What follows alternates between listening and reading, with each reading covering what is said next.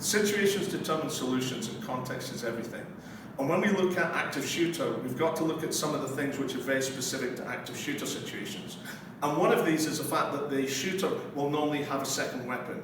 In the 140 cases that I went through, in over 50% of them, the shooter had more than one weapon. And this was especially true if they had a long barrel weapon. They would also have a short barrel weapon and possibly a knife as well. A good example of this is a 2015 Paris train attack, where one of the guys who tackled the shooter got so caught up with trying to disarm, and the guy had a sling on, making it very difficult, that he didn't realize that the shooter pulled the second weapon and basically shot him. So Steve can reach behind, bang. So I don't want to get so much focus now on disarming this, but rather I want to be using it to shut him down, to be preventing him from using a second weapon.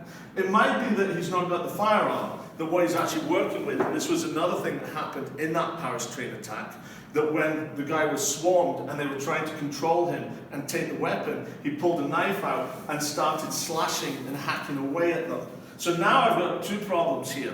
I've got the weapon and I've got the knife. If my focus was purely on trying to disarm rather than shutting him down, I'm not really dealing with the second weapon.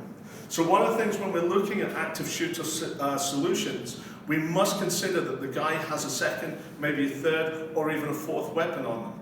And this means that focusing on disarming rather than shutting the attacker down can see us getting into hot water.